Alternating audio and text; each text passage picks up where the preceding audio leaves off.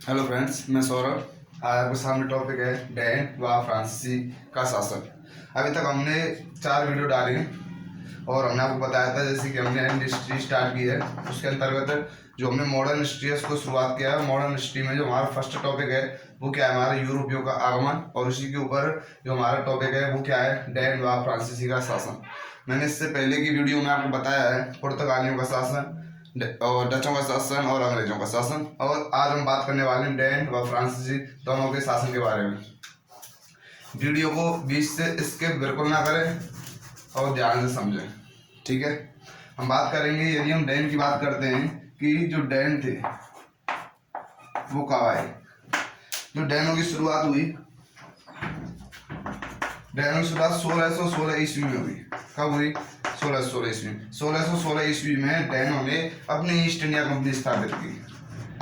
अपनी east India company स्थापित की कब की? वो उन्होंने 1616 ईस्वी में की, ठीक है। और उसके बाद इन्होंने लगभग 4 वर्ष बाद 1620 ईस्वी में अपना व्यापारिक केंद्र खोला। क्या खोला? व्यापारिक केंद्र। 1620 ईस्वी में इन्होंने अपना व्यापारिक केंद्र खोला। और यदि पूछा जाए कि इन्होंने अपना व्यापारिक केंद्र कौन से स्थान पर खोला, इन्होंने तमिलनाडु में खोला। कहाँ पे? तमिलनाडु। और तमिलनाडु की कौन सी जगह पे? त्रिपुंवार नामक स्थान पर इन्होंने क्या खोला? अपना व्यापारिक केंद्र खोला, ठीक है।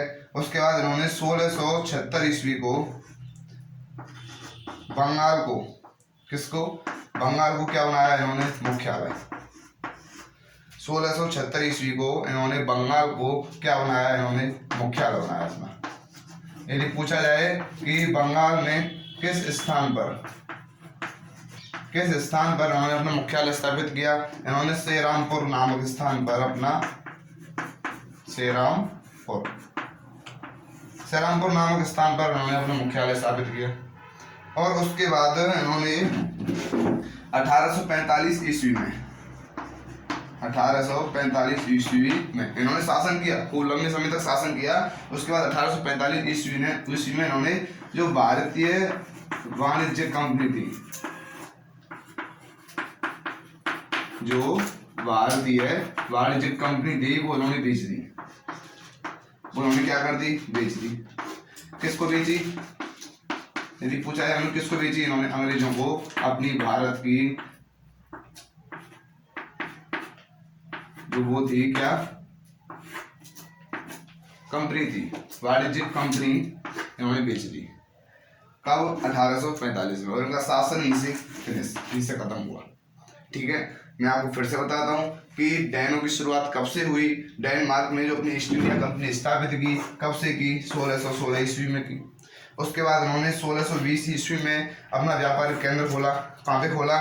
त्रिपुवार में, तमिलनाडु में खोला। उसके बाद इन्होंने 1676 ईस्वी में बंगाल के स्थान पर क्या बोला? इन्होंने मुख्यालय बनाया अपना। बंगाल को क्या बनाया इन्होंने? मुख्यालय बनाया। और बंगाल में कौन से स्थान पर बनाया? श्रीरामपुर नामक स्थान पर बनाया। उसके बाद 1845 ईस्वी में इन्होंने अपनी जो भारत की वाणिज्य, जो मतलब भारत में जो व्यापार करते थे, जो उनकी जो फैक्ट्रियां थी, जो कंपनियां थी, वो इन्होंने सब किसको बेच दी? अंग्रेजों को बेच दी। किसको बेच दी? वो अंग्रेजों को। अंग्रेजी शासन को उन्होंने अपनी कंपनियां बेच दी। और यहीं से जो डैन थे उनका जो शासन था वो फिनिश हुआ। अब हम बात करने वाले हैं फ्रांसीसी के बारे में, ठीक है। यदि हम फ्रांस के बारे में बात करें, फ्रांसीसी जो यूरोपीय कंपनी थी सबसे पीछे आई।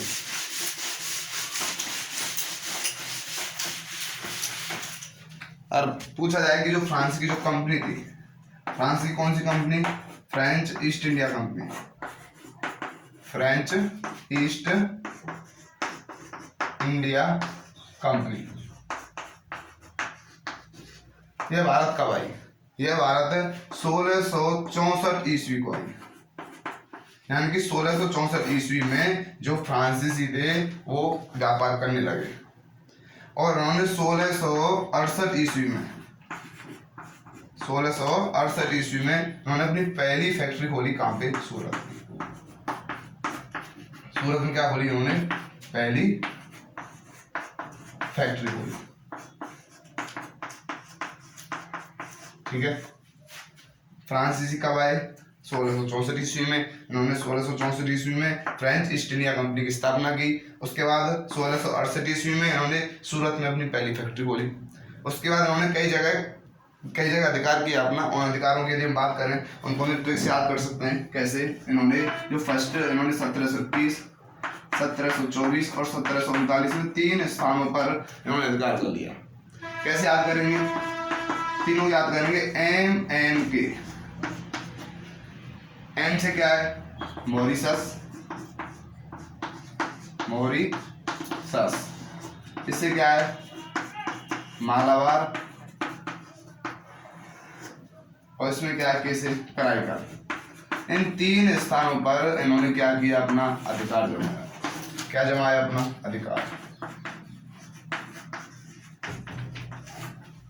ठीक है। 1721 ईस्वी में इन्होंने मॉरिशस में, और 1724 ईस्वी में मालाबार को, और 1739 ईस्वी में कराईकल को पूरा अधिकार कर लिया। उसके बाद 1742 ईस्वी में एक जो सबसे महत्वाकांक्षी फ्रेंच गवर्नर थे, ये आपसे पूछा जाए कि जो सबसे महत्वाकांक्षी थे, जो सबसे ज्यादा रुचि रखते थे व्यापार में, वो कौन से फ्रेंच गवर्नर है? कौन से फ्रेंच गवर्नर? तो आपको बताना है कि डुप्ले नामक एक व्यक्ति। जो कौन है? French governor.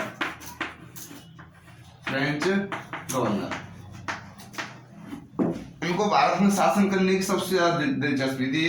जो इनको बहुत महत्वाकांक्षी थे। क्या थे? महत्वाकांक्षी। लेकिन इन्होंने इनको हार मिली। इनको हार कैसे मिली? इनका युद्ध हुआ। किसके साथ युद्ध हुआ? अंग्रेजों के साथ युद्ध हुआ। किसके साथ युद्ध हुआ? अंग्रेजों में। यदि पूछा जाए कि अंग्रेजों में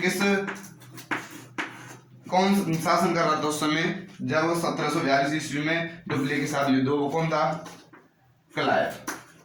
मैंने आपको पिछली वीडियो में बताया था कि जो प्लासी का युद्ध और जो चौसा का युद्ध जो हुआ था, चौसा नहीं, बक्सर का युद्ध, प्लासी का युद्ध और जो बक्सर का युद्ध हुआ था, उनका जो मेन कारण था वो भी कौन था? क्लाइव था। क्लाइव की वजह से वहां पे भी अंग्रेजी सेना विजय हासिल की, और यहाँ पे भी जो डुप्ले था, इसको हार की शक्ल देखनी पड़ी। ये भी हार गए यहाँ पे, और क्लाइव जो अंग्रेजी शासन था उनकी विजय हासिल हुई। लेकिन उसके बाद भी जो फ्रांसीसी थे, इन्होंने हार नहीं मानी। इन्होंने और युद्ध किए। इन्होंने कई युद्ध किए, और इनके युद्ध जो अंग्रेजों के और फ्रांसीसियों के बीच युद्ध चले, अंग्रेजों व फ्रांस के बीच युद्ध चले, जिनको हमने कहा आंग्ल फ्रांस युद्ध। उन सभी युद्धों के बारे में हम कल वर्णन करेंगे, लेकिन आपको थोड़ा सा इतना बता दें कि इनका जो फ्रांस थे, इनका शासन कब खत्म हुआ? इनका शासन 1760 ईस्वी को समाप्त हुआ। कैसे? 1760 में जो निर्णायक युद्ध हुआ, बांडीवास का युद्ध, उसमें ये हार गए, और 1760 ईस्वी में इनका जो शासन था वो बिल्कुल क्या हुआ? फिनिश हुआ।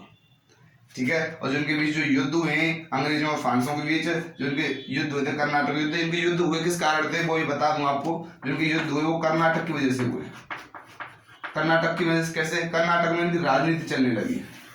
एक तरफ से अंग्रेज अपनी राजनीति चला रहे थे, दूसरी तरफ फ्रांस, और यही उनके मध्य संघर्ष का, युद्धों का क्या बना? एक प्रमुख कारण बना। उन युद्धों के बारे में किस किस के बीच हुए, सबकी चर्चा कल करने वाली। ठीक है।